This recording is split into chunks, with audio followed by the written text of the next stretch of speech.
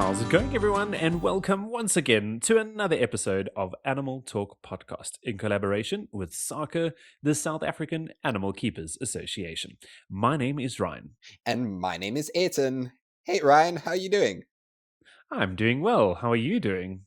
I'm doing really well, thank you. I got a nice, gap of leave, so feeling quite refreshed, and yeah, excited for this episode of our podcast because, of course, it's a continuation from our previous episode, chatting to Eduardo from Dolphin Quest in Bermuda. So yeah, very excited to continue the conversation.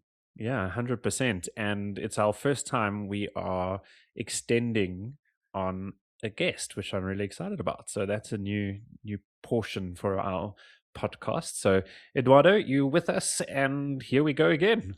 Hello, hello. Yeah, happy to be back. Yay! Alrighty.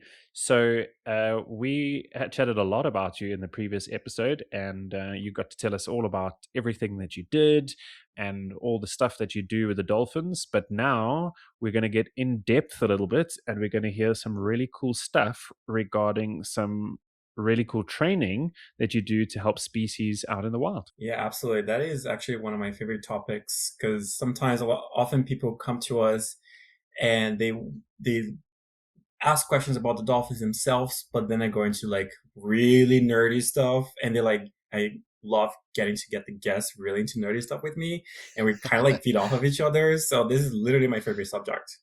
Yeah, I think it's something we always kind of chat about is just how important, the industry of zoos and aquariums are, and the important role that we have as animal care staff and as keepers, and really the role not only we play as, kind of, I like to think of us as like the communicators between the animals and the public, but also just, the kind of the spokespeople for the animals that are in our care, and the amazing benefit of having these animals where, members of the public get to form a connection in some way, shape, or form. And I mean, for every facility, that connection looks different, but ultimately it's still a connection that our visitors get to experience.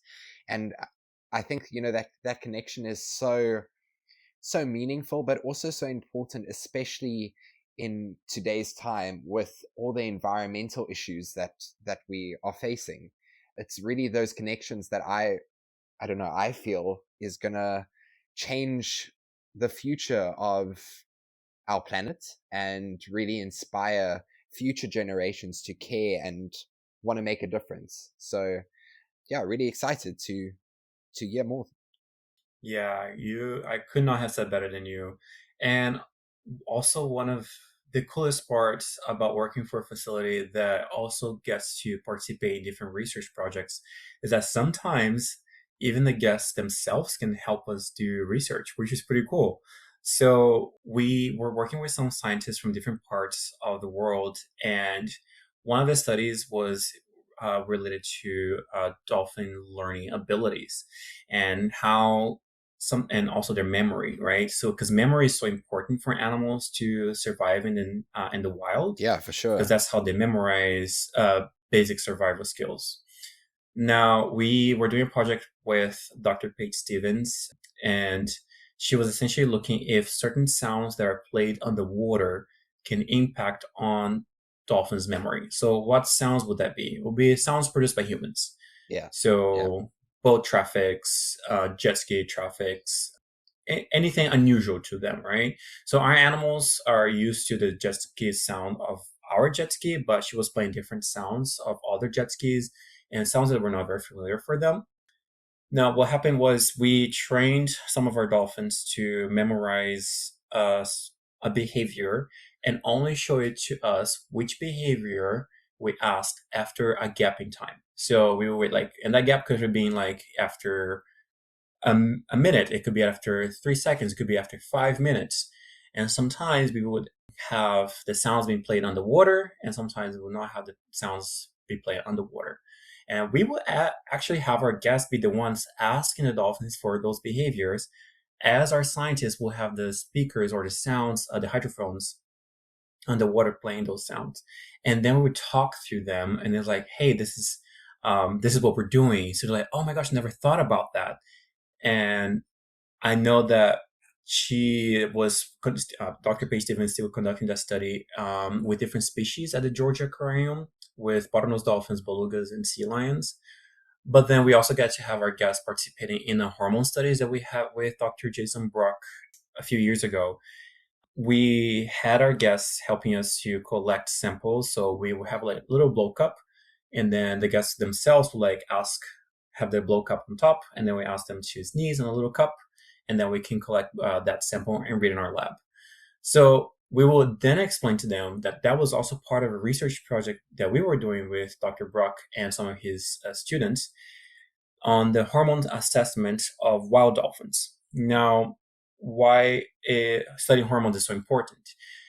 That those hormones can give us an indication of how the stress levels on dolphins. For a long time, scientists have been able to do that study with bigger whales, so like humpbacks, and also with blue whales, because they're so big, like they're massive animals. They wouldn't really notice a difference if there was a drone on top of them or not. Yeah. But for a small animal, like a bottlenose dolphin, they can easily notice a drone approaching them and get spooked. And for a dolphin in the wild, for them to be able to collect that sample is nearly impossible if they're not trained, right? Yeah. They will have to collect that animal, bring it onto the boat, and then collect that sample. But because of all the process, those animals will go through a certain stress. So they want to do the least invasive way. So what we did is initially they were trying to understand where the blind spots of a dolphin were. So we had this big dome, in which around this dome we had like little lights, and then the dolphins were trained to make the sound every time they saw the light blinking. Okay. So we put lights all over the dome, and then when the light will blink, they're supposed to make the sound. So if the light was blinking and the dolphin was not making a sound, obviously that meant that they were not seeing, that they had a blind spot. Now that they mapped where those blind spots were, they had to now figure it out, where were the best positions to approach the dolphins without them noticing with a drone. So they have multiple different types of drones that they have to develop. And essentially, they also discovered that sound doesn't travel obviously the same way underwater, but they can definitely notice if the sound is coming from a 90-degree angle on the water. So when a drone is right on top of them, that's when they're like, oh, you're out. You noticed. You've been noticed. That's very cool. So once they got all of that together, we were putting that to the test. So they put a propeller on a drone that could absorb the breath sample. And then we had Sirius, our open ocean dolphin, going and swimming in the open ocean at full speed, simulating a dolphin in the wild. So then they will approach Sirius with a drone and collect the breath sample and then fly away. Now, what's really difficult, they were practicing here for quite a while, but here in Bermuda, the weather can be very, very challenging because the winds here can get crazy. But what they did is we applied something similar to our site in Hawaii. Now, Hawaii, their weather is great year-round. They cannot complain about the weather there, because I've been there. And I was like, wow, the weather's so great today. They're like, what are you talking about? It's always been like this. And I'm like, what? They spoiled. So, and the dolphins there, they do I know, right? The dolphins on their habitat, they have access to the Hilton Waikoloa Lagoon, which is an expanded area. So it's kind of like a semi open ocean that they have. It works a little bit different than ours, because ours is like literally the open ocean. For them is like it's like a channel, right, that they have with the Hilton Lagoon. So if you look into videos on YouTube, we actually have a video on our YouTube channel that you can see kind of how it looks like. So because they had that environment there, they were finally able to successfully collect a breath sample from a dolphin swimming at high speed. And then this project, I believe, took 7 years to be fully complete. And last year, they won 2 awards at one of the conferences for the International Marine Animal Trainers Association, because they finally got the first successful breath sample of a wild dolphin of a Wow. population that is really struggling on the coast of Texas in the States. So that for me, that was like, That's amazing. whoa, we were part of something much bigger that we knew was big, but we had no idea how big that was. And then we got to share with guests that were somewhat part of it initially, and they got to see the researchers around. They got to be the ones sometimes asking for those samples. So that's pretty cool. And I was like, That's very this cool. place is incredible. Yeah, that's amazing. You see that exactly. That's exactly what we've been talking about, Ayrton, over the last couple of episodes, and how important our captive populations are, because they wouldn't be able to get that in the wild without using the captive population that you have. So that's just mind blowing and amazing. I think, also the thing for me is just all the behavior stuff that you have to take into consideration, like all the training you guys have to do, all the things you have to think about. Like I love the idea, the concept of like this dome with all these lights, and you getting to use animal training like full on there, with them indicating when they see a light on, when they don't. And it just shows directly how that can be used in such a positive way for research and directly helping, wild counterparts. Because I think that's the thing we always have sometimes a challenge with, is with this perception of, we've got captive animals and we've got wild animals, and there's nothing that we can do in a captive environment that's benefiting the wild population. And a lot of facilities really struggle to kind of justify, what projects they've been involved in. But I mean, this is just another great example of just the amazing work that can be done when you think outside of the box. And I also just love the concept of using one of your dolphins essentially as like a wild dolphin simulator. Yeah. So yeah, very cool. Yeah, very Yeah, cool. absolutely. Yeah, we currently are involved, from my understanding, because this is always updating. So from the last thing I heard is we don't keep it just to our facilities itself. So we currently are involved in 30 different projects across 17 different countries. And one of these projects is actually in my home country, in Brazil. So we were funding an organization called Toninhas do Brasil. And it's essentially they're trying to understand how they can better protect a threatened species of Franciscana dolphin. So what happens is we were funding that research in which they discovered that those dolphins, they will be avoiding certain sounds. So what happened is that, what if we put that sound into a pinger box and we attach into fishing nets? So they had that idea, and we were like, oh my gosh, that is so worth investing. And a portion of our interactions is funding those things. So last year they gave us the results, and 95% of the finger boxes that they put onto the net were successful on repelling dolphins away from the nets, in which those fishing nets, they were the main cause of why their population were decreasing. And it's not the fishermen, they don't want to catch those animals, but they really wanted to help. So it was also really nice to see that we had their support as well. And we also were funding projects in the Amazon with the Amazon River dolphins, which is a species that is so near and dear to my heart. I did a project with them back in university. And we have projects in India. We have projects in some of the countries in Africa, in Greece.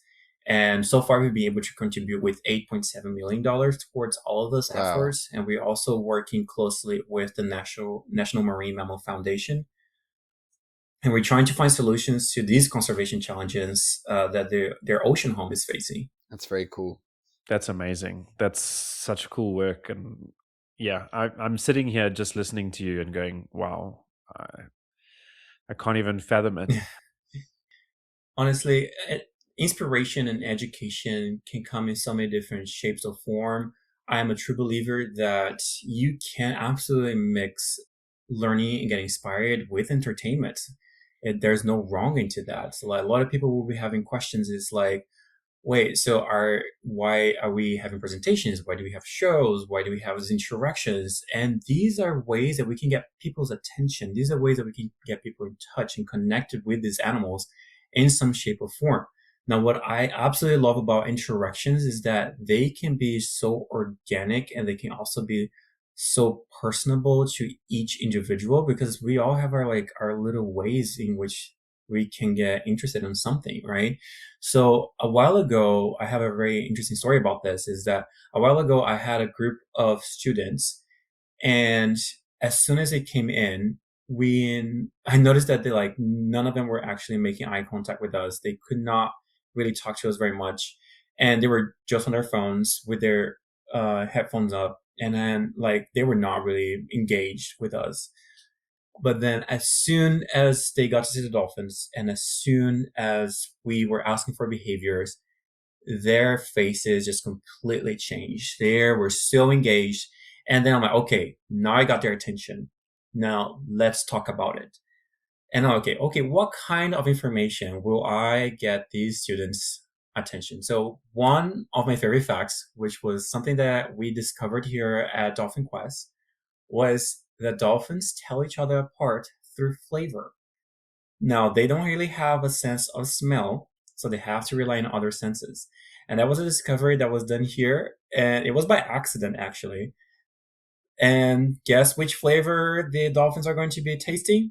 Yes, their urine or their pee. That's So so the cool. dolphins pee in the water, they lick each other's urine. You're like, that's you, Bob. Good to see you. So, and then that's things like this. I was like, okay, that's how we can get their attention. Because it's so personable. So we also have Sierra's, our 52-year-old female dolphin. Her vision is not the best. She had a day in which we were presenting her to one of our guests that also his vision wasn't really the best, so he was also visually impaired. So getting to that guest to get to meet her and build that connection, and then they were connecting over the things that they had in common more the things that they didn't have in common. So that was such a beautiful moment between both of them. And we get to see these every day. Every day is different. Working with animals, working with people every day, it's a little bit of a surprise for us. And that's, for me, is the magic of the field. 100%. I can only agree with you there. That takes me back to times at, presenting bird shows and seeing those people's faces just change at watching a bird fly over them and getting that experience of being that close and wanting to learn more and preserve wildlife. Yeah, and I think it's also it's like those interactions are so meaningful. I think we really need to learn as individuals in the industry to really, when those moments do occur, just to also appreciate them and appreciate the power of those moments and the power that has on our visitors. And really, it's not just in that moment, it really is long term. And that again ties into us chatting about the what got us into the industry, and it always leads back to these defining moments that you can literally handpick, and it's because you had that same experience or a very similar experience, and look at where we are today based on those experiences. So never underestimate the power that these animals have on our visitors, and the power we can have as well. Yeah, absolutely. And all of our dolphins, they have the opportunity to participate in different scientific studies. Now, the urine study that I was talking about was actually showcased on the National Geographic website. So if you put on Google how dolphins tell each other apart, tell their friends apart, each other from something about that, and you're gonna see a picture of Hinson. And Hinson is one of our younger males. He's only 5 years old. His birthday is actually coming up. And he's been part of different research projects even when he was just a young calf. Now, here we do something that we call Project Newborn, in which we invite the mother to come over to a portion of our habitat and a lower tide, because they live in a natural lagoon that is ocean fed, and the tide goes up and down throughout the day. So we wait for a lower tide, and we invite the mother to come over and bring her calf and allow us to give him a nice tight hug. Oh. And we always have the dolphins facing each other, mom always facing the calf, and they're always looking at each other. And then this way we can collect vital samples from them. Now, all of our dolphins, they are trained to voluntarily participate in their own healthcare. So if we want a blood sample, a gastric sample, fecal, urine, blowhole sample, all of that is collected voluntarily. And we train them when they're very young. However, when the dolphins are so young, like only a few months old, they're not trained for that. So we had to come up with ways in which we were able to collect those samples that are so important for us to understand what are the healthy, what does the animal's health look like. Now, because we have all this database of what a healthy dolphin is supposed to look like, we can compare those parameters and see how is that dolphin doing, even when they're so young. Now, we can also use those samples that we collect and share the information with different scientists from across the globe. We currently are working with Dr. Christy West, and she's one of the scientists that is helping us to maintain that database. And she is using that database and sharing that information with other scientists or with other zoological specialists. And for example, if there's an animal that is stranded at the beach and they're like, okay, let's try to do a health assessment, because they know what a healthy animal looks like from a blood sample, they can then compare the samples from that stranded animal to those samples and then do a proper assessment of what they can do to better help that dolphin. That is amazing. It's so nice to hear the amount of work that goes into a lot of this and makes it so important that our captive species are all part of conservation, and it has been pretty much what we've been talking about over the last couple of episodes. So it's great to hear all of the really cool stuff that happens and how much information actually gets put out there to help wild populations all around the world. Yeah, it is also, I absolutely love to hear stories from not just from the projects that we do here, but also projects from other facilities and like what people from different species of animals, what they've been working towards in better understanding these animals and what we can do better to understand animals in the wild, and also how we can better take care of these animals in a zoological setting. And my question for you guys would be, do you have, in the facilities that you have worked or currently work, have you guys been part of any projects like any research or conservation in which you had your animals being part of, or you were part of it yourselves? For me, there's quite a bit of research that gets done where I currently work. I think the stuff that's been most exciting for me in the last 4 or 5 years has been me getting more involved in our jellyfish exhibits. And for that, obviously, we have a lab where we grow the jellies. And basically, the jellies that we exhibit are from the two oceans of Southern Africa. So they endemic species that basically aren't found anywhere else in the world. But also for Southern Africa, we've got the richest biodiversity of jellyfish for the size of our coastline. So we get all these really cool, weird, and wacky things that get brought in and washed up, and we then essentially get to look after them and try care for them and close life cycle. So essentially getting their polyps so that we can then grow the polyps and get them to strobulate, which is the process where the polyp divides and makes a whole bunch of small new jellies, and then we raise those. So you essentially get to work with jellyfish species that no one's really worked with anywhere else in the world. And then we also essentially hold the polyps of species that nobody has. So that's probably been the most exciting. And then obviously the other work we're doing a lot of is the turtle rehabilitation, and all the turtles, or all the large turtles that get released, most of them have satellite tags. So also just seeing, where they spend time, where they're actually moving to, and just how they adapt from going from being in sometimes rehabilitation for 6 to 8 years, and then going back to the wild and seeing just how quickly they know exactly where to go and where they need to be. Yeah, we're learning so much from you being on on our podcast with us. I think before we kind of wrap up, the one last thing I think I want to ask on behalf of our listeners is if you could give like one piece of advice or one thing that you've learned in your career that's been really meaningful to you. And yeah, what is there like one thing that you like carry with you like in your heart every day that's been very meaningful, or if there's any very meaningful advice that you have, what would it be? Ooh, okay, that is a good question. As you were asking, I was like thinking about every word you were saying. I was like, okay, well, there's so much that I'm like always learning every single day, like working with people, working with animals, and just have fun with it. Just trust the process, have fun with the animals, trust your team.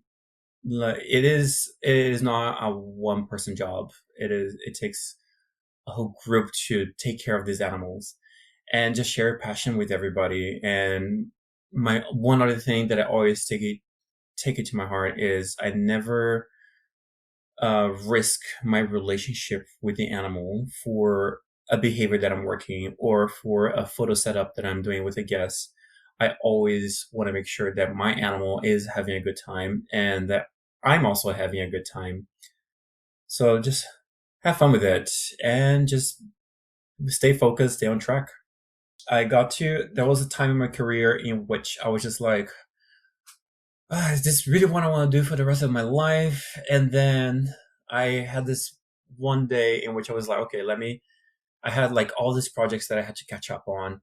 And then I was just like sat down on the computer and then like doing all these projects that I was working on. And I was like, man, I didn't know how much I loved just being out there, hanging out with my animals. I could never have an office job because just sitting down here on the computer the whole day is driving me crazy. It is important to have those jobs on the computer, but like as I'm fine with it as long as I have to do like maybe a little bit throughout my day. But yeah, that's why I was like, yep, this is what I'm definitely going to do for the rest of my life is working with animals in some capacity. I think there's a lot of people that feel the same way about that. Me being one of them. I definitely would rather be hanging around my animals than sitting in front of a computer. But as you said, it is important. However, we could talk forever again. And before we get into part 3, we need to move ourselves towards the end. So, yeah, Eduardo, thank you so much for joining us. We really appreciate you, and it has been absolutely amazing chatting with you. Thank you so much for having me. Yeah, so if you guys are interested in contacting us and finding a little bit more about Animal Talk Podcast, maybe finding a little bit more about Eduardo and about what we do, you can contact us on animal.talk201@gmail.com, or you could get hold of us on our social media. Yeah, you can reach out to us at our handle is Animal Talk Podcast _ZA. We pretty much everywhere. We're on YouTube, we're on LinkedIn, we're on Instagram and Facebook. So go visit our various social media pages, reach out to us. Don't forget to subscribe and like our channel on YouTube as well. And go and like and share our various pages on social media to help us really just boost our episodes and get the podcast out there. Definitely. And if you'd like to know a little bit more about SACA, the South African Animal Keepers Association, there is a link at the bottom of the bio of this episode, and you can click on there and find a little bit more about the South African Animal Keepers Association. And again, a very big thank you to eRadio for allowing us to be on the radio at 10 a.m. on a Saturday morning. But from myself, animals are our passion. Thanks everybody for tuning in, and remember that our quality of care is their quality of life. Bye everybody. Bye-bye. Ciao, ciao.